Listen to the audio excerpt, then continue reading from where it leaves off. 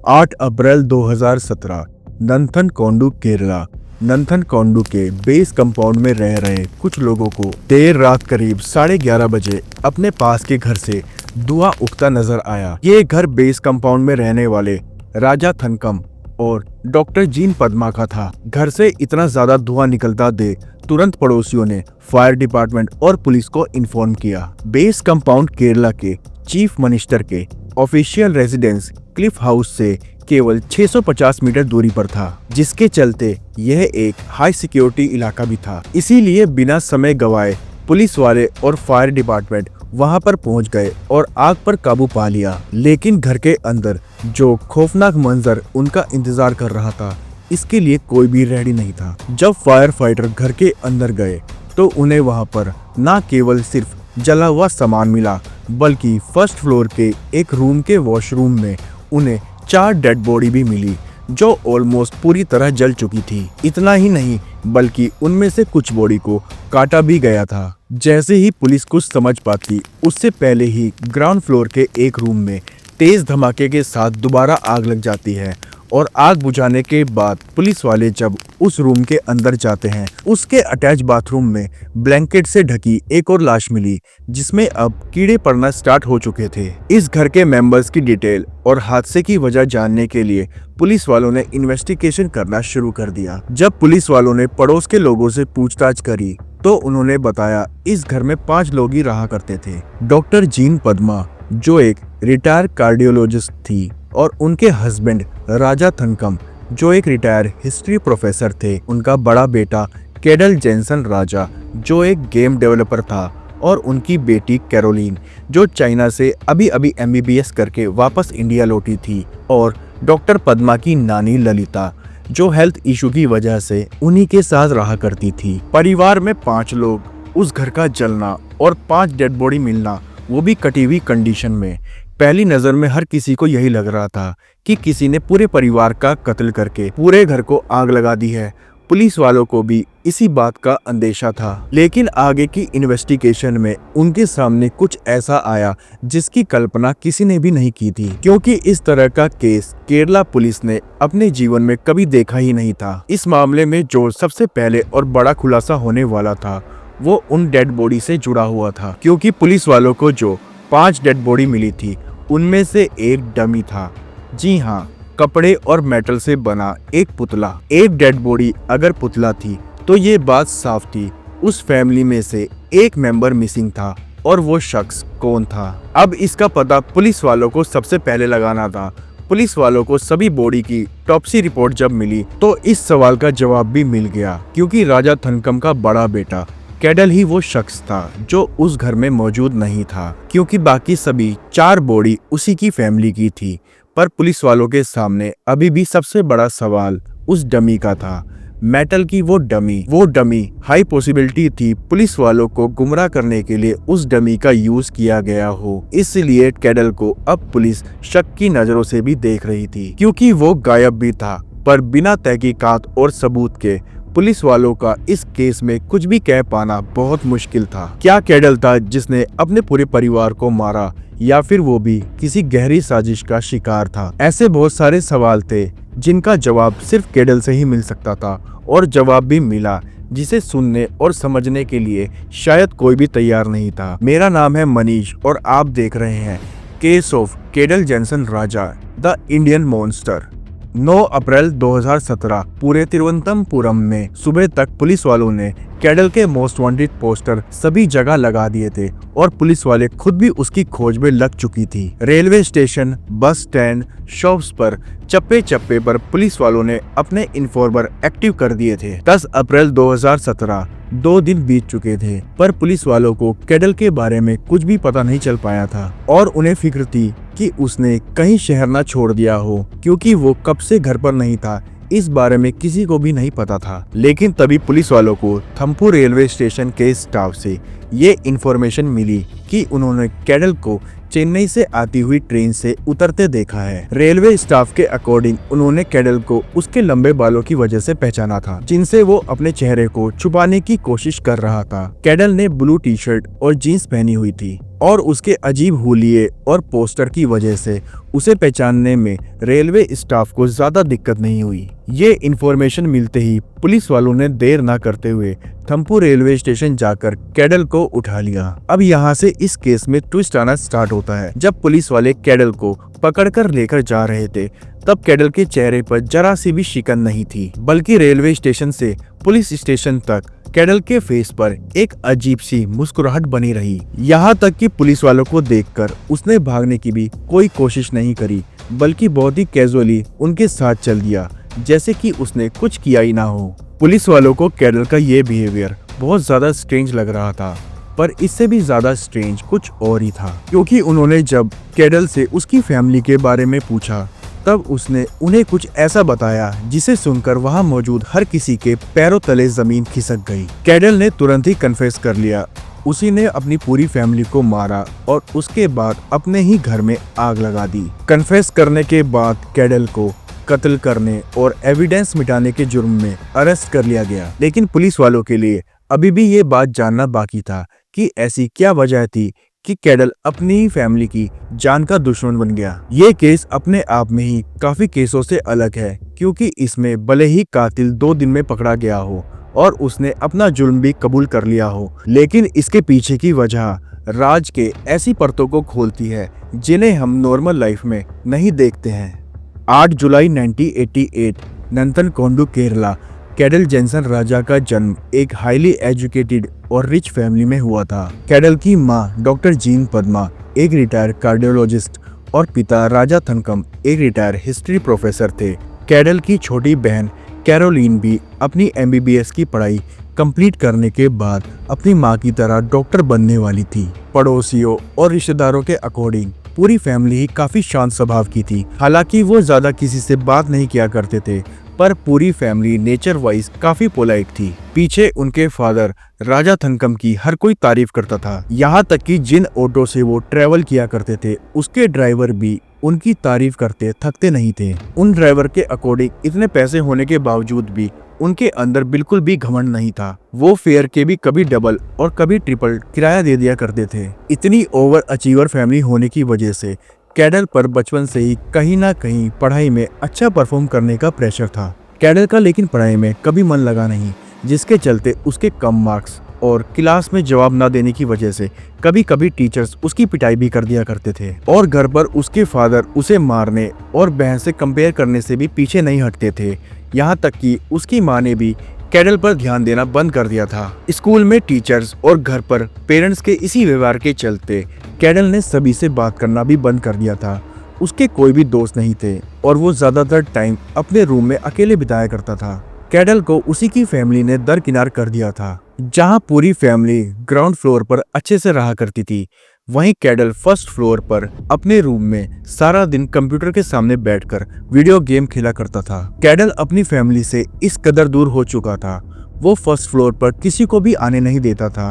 अगर कोई गलती से ऊपर चला भी गया तो वो उस पर बहुत ज्यादा चिल्लाने लगता था। उसका ये अजीब बिहेवियर फैमिली तक सीमित नहीं था, बल्कि उनके घर पर काम करने वाली मेड को भी ऊपर जाना अलाउ नहीं था। कैडल के नेबर ने भी उसे बाहर निकलते या किसी से बात करते हुए नहीं देखा था। कैडल के इसी बिहेवियर की वजह से उसकी पढ़ाई पर भी बहुत ज्यादा असर पड़ा और उसकी फैमिली को उसके फ्यूचर की चिंता होने लगी थी। इसलिए उसके फादर ने MBBS की पढ़ाई के लिए उसे फिलीपींस भेजने का फैसला लिया, इस उम्मीद में कि उनका बेटा बाकी फैमिली मेंबर की तरह हायर एजुकेशन ले सके। लेकिन केवल 1 साल वहां रहने के बाद कैडल इंडिया वापस आ गया। उसके बाद उसके पेरेंट्स ने उसे कंप्यूटर इंजीनियरिंग के लिए ऑस्ट्रेलिया भेजा, पर पढ़ाई में बिल्कुल भी इंटरेस्ट ना होने की वजह से कुछ समय बाद वो वहां से भी सब कुछ छोड़ छाड़ के इंडिया वापस आ गया। कैडल के फादर ने अब उससे सारी उम्मीदें छोड़ दी थी और उनकी नजर में उनका बेटा एक फेलियर की तरह था।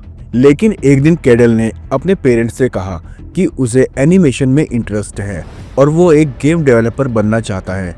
इसके लिए वो वापस ऑस्ट्रेलिया जाना चाहता है। कैडल ने लाइफ में पहली बार किसी चीज को लेकर खुद से इंटरेस्ट दिखाया था।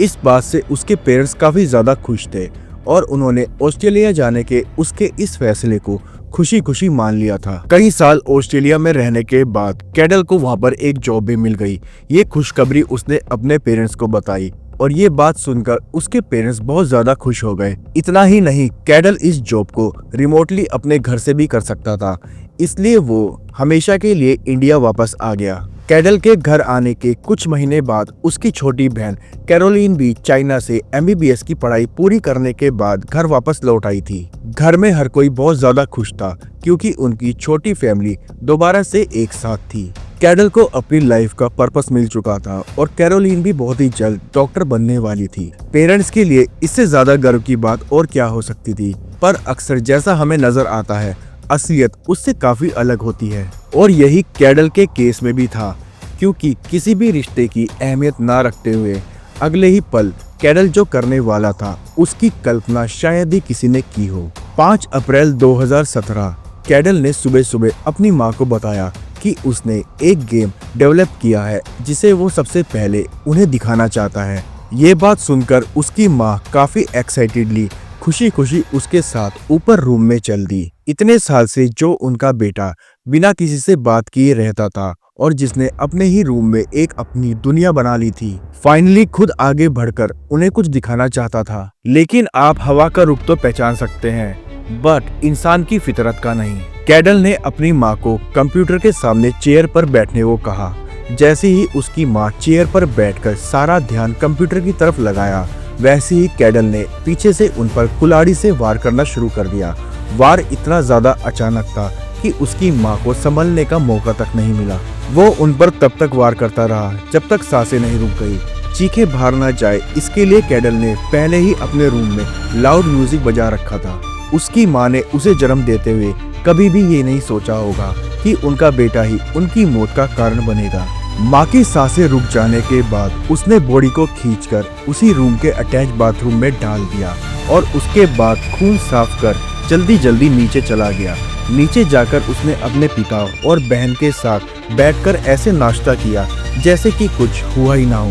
जब उसकी बहन ने माँ के बारे में पूछा तब कैडल ने उसे बताया वो ऊपर उसके रूम में उसका डेवलप किया हुआ वीडियो गेम देख रही हैं। कैडल का खूनी खेल यही थमने वाला नहीं था और उसकी इस फितरत से उसके बाकी घर वाले बिल्कुल अनजान थे। कुछ देर बाद कैडल ने अपने पिता से भी ऊपर उसके साथ रूम में चलकर उसके डेवलप किया हुआ वीडियो गेम देखने की रिक्वेस्ट करी। इस बात पर उसके पिता काफी खुशी खुशी उसके साथ उसके रूम में चल दिए। कैडल ने अपने पिता का भी बहुत ही ज्यादा बेरहमी से मर्डर कर दिया, जैसे कुछ समय पहले उसने अपनी माँ का मर्डर किया था। कैडल ने उनकी बॉडी को भी उसी बाथरूम में डाल दिया जहां उसकी माँ की लाश पड़ी हुई थी। अगर एक बेटा ही अपनी माँ बाप की जान का दुश्मन बन जाए तो किसी पर भी इस दुनिया में विश्वास करने की गुंजाइश बहुत ही ज्यादा कम हो जाती है। कैडल के सर पर खून इस कदर सवार था, इस बार रूम में फैला खून साफ किए बिना ही वो कैरोलिन को ऊपर बुलाने नीचे चला गया। अपनी बहन को भी इसी झांसे में लेकर वो ऊपर आया। कैरोलिन जैसे ही उसके रूम में दाखिल हुई, फर्श, दीवारों और चारों तरफ खून देखकर वो घबरा गई। कैरोलिन समझ गई सामने खड़ा उसका भाई आज वो शैतान है जो उससे उसकी जिंदगी छीनना चाहता है। लेकिन वो उस रूम से भाग पाती उससे पहले ही कैडल ने उस पर भी कुल्हाड़ी से हमला कर दिया।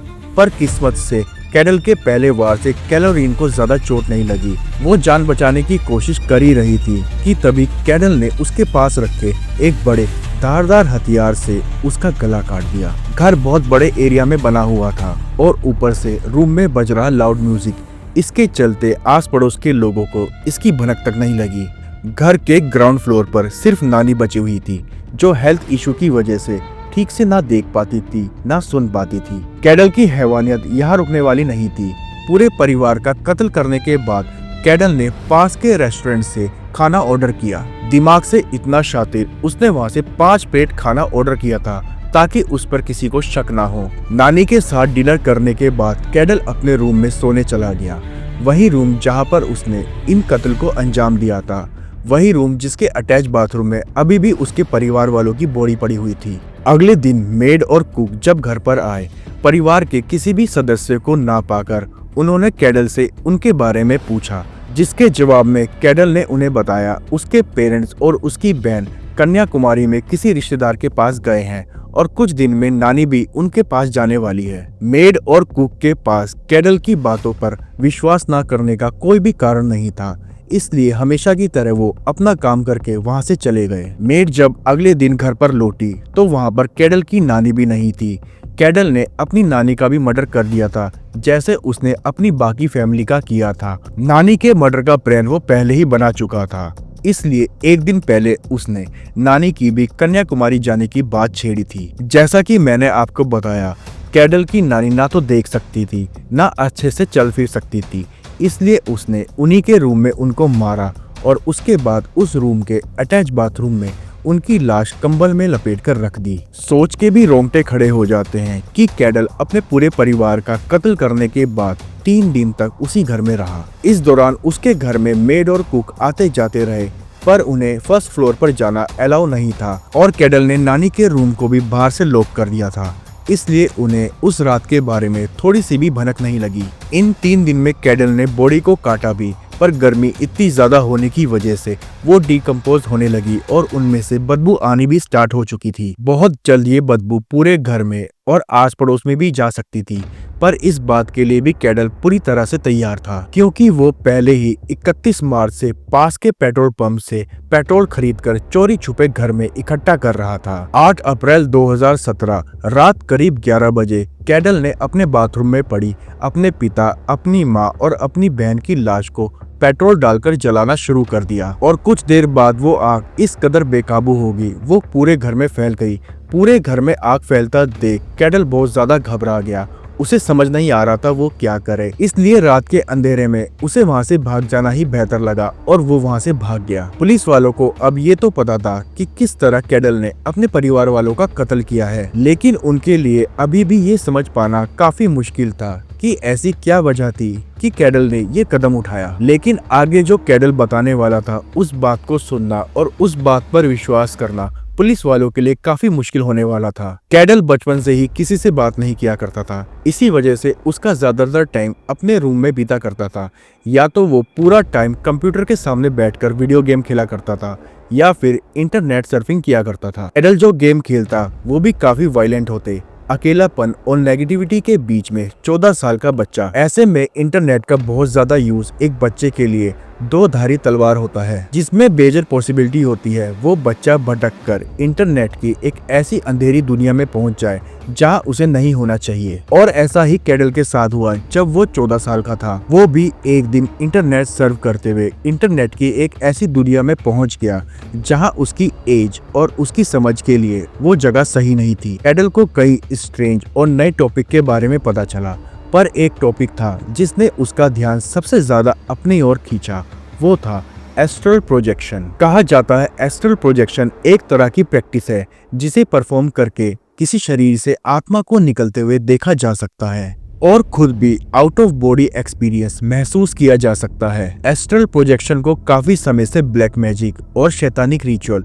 यानी कि शैतान की उपासना से भी जोड़ा गया है। कैडल एग्जैक्टली यही करना चाहता था। उसने पुलिस वालों को बताया वो 14 साल से एस्ट्रल प्रोजेक्शन की प्रैक्टिस कर रहा है। वो सारा दिन अपने रूम में बैठकर इसी टॉपिक पर रिसर्च और प्रैक्टिकली लाइफ में इसका यूज करता रहता था। और इतना ही नहीं, कैडल की कभी भी कोई जॉब नहीं लगी थी। उसने अपने पेरेंट्स से जॉब के बारे में झूठ बोला था ताकि वो ऑस्ट्रेलिया जाके एस्ट्रल प्रोजेक्शन की अच्छे से प्रैक्टिस कर सके और इंडिया वापस आकर उसे कोई डिस्टर्ब भी ना करे। वो पिछले 15 साल से एक ही छत के नीचे अपने परिवार वालों के साथ रहकर एस्ट्रल प्रोजेक्शन की प्रैक्टिस कर रहा था और किसी को इस बारे में जरा सी भी भनक नहीं थी। उसने पुलिस वालों को ये भी बताया उसने इन सब मर्डर की प्लानिंग मई 2016 से ही कर रखी थी और वो डमी जो पुलिस वालों को मिला था वो भी कैडल ने मर्डर की प्रैक्टिस करने के लिए मंगवाया हुआ था। कैडल ने ऑनलाइन कुल्हाड़ी भी मंगवाई थी और अपने रूम में वो उस कुल्हाड़ी से उस डमी पर मर्डर की प्रैक्टिस किया करता था। कैडल के अकॉर्डिंग मर्डर करने के बाद उसके परिवार वालों की सभी की आत्मा उस डमी में आ जाती और वो और भी ज्यादा पावरफुल हो जाता। पुलिस वालों ने उसकी बात सुनी तो पर उसकी बात पर विश्वास करने से साफ इनकार कर दिया। कैडल को मेंटली इल बताकर केस को नया मोड़ दिया जा रहा था पर पुलिस वालों के लिए कैडल एक बेरहम और शातिर अपराधी था जिसने अपने परिवार वालों का बेरहमी से मर्डर किया था। कैडल भी हर दिन अपने बयान बदल रहा था। वो कभी कहता कि उसने डेविल को खुश करने के लिए अपने परिवार वालों की बलि दी थी, तो कभी ये कहता कि उसे अपने माता और पिता से नफरत थी क्योंकि उन्होंने उसे कभी भी अपने बच्चे की तरह नहीं रखा और हमेशा उसे मेंटली और फिजिकली टॉर्चर किया। और जब उससे पूछा तुमने अपनी बहन को क्यों मारा, तो उसने बताया मैंने अपनी बहन और नानी को इसलिए मार दिया क्योंकि उनका ध्यान रखने वाला इस दुनिया में कोई नहीं था और मैं इस लायक नहीं था कि उनका ध्यान रख पाऊं। पुलिस वालों को कैडल की ये सभी बातें बेबुनियाद लग रही थी, लेकिन जब ये केस कोर्ट में पहुंचा तो वहां अदालत ने कैडल को मेंटली इल बताकर उसके ट्रायल के लिए भी उसे अनफिट बता दिया, जिसके चलते उसे government mental health research centre भेज दिया गया। वहाँ वो 20 दिन 3 साइकियाट्रिस्ट की ऑब्जर्वेशन में रहा, पर इसका भी उस पर कोई असर नहीं हुआ क्योंकि 20 दिन बाद कैडल को हॉस्पिटल से पजुपुरा डिस्ट्रिक्ट जेल में ट्रांसफर किया गया। वहां भी 24 अप्रैल की रात कैडल ने अपने इनमेट की गला घोटकर जान लेने की कोशिश करी। इसके बाद पुलिस वालों ने कैडल को वापस मेंटल हॉस्पिटल भेज दिया। ये कहानी यहाँ पर खत्म नहीं होती। आईपीएस ऑफिसर श्रीलेखा जी ने जब इस केस के बारे में सुना, उन्होंने कैडल से मिलने का डिसाइड किया, लेकिन अथॉरिटीज ने उन्हें कैडल से मिलने के लिए मना कर दिया। कैडल के केस को समझने के लिए श्रीलेखा जी का उससे मिलना बहुत जरूरी था, इसलिए उन्होंने प्रेशर डाल परमिशन ले ली, लेकिन सेफ्टी कंसर्न के चलते वो श्रीलेखा जी को कैडल से ऐसे ही नहीं मिलने दे सकते थे। इसलिए दोनों के बीच में एक बड़ी सी टेबल रखी गई और श्रीलेखा जी को एक बड़ी सी बेल दी और कहा गया परेशानी होने पर बेल बजा दें। कैडल का हुलिया बहुत ही ज्यादा डरावना था। उसे सामने से आता देखकर श्रीलेखा जी को भी थोड़ा सा तो अनईजी हुआ। खैर स्ट्रांगली होकर श्रीलेखा जी ने कैडल से पूछा तुमने अपने इनमेट यानी कि साथी कैदी को मारने की कोशिश क्यों की? तो उसने बताया उसको ऐसा करने के लिए एक मॉन्स्टर शैतान ने कहा था। वो उसे बार बार उस कैदी को जान से मारने के लिए बोल रहा था।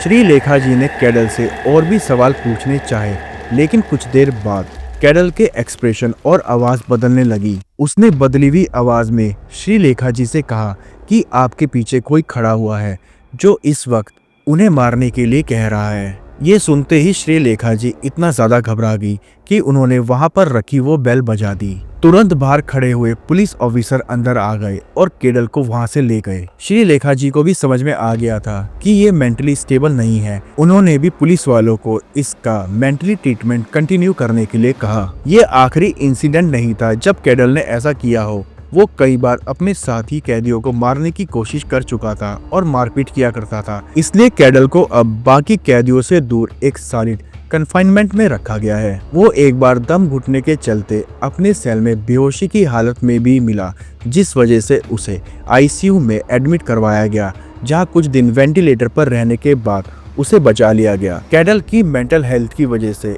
इतने सालों बाद भी उसका केस ट्रायल पर नहीं गया है। ना ही कोई रिश्तेदार जिम्मेदारी उठाने के लिए सामने आया है।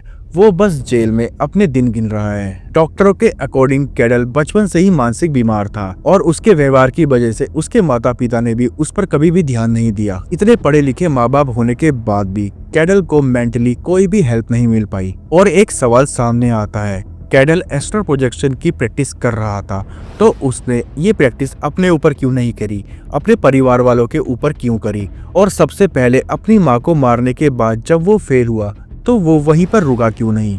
और फिर सबको मारने के बाद वो वहां से भागा क्यों?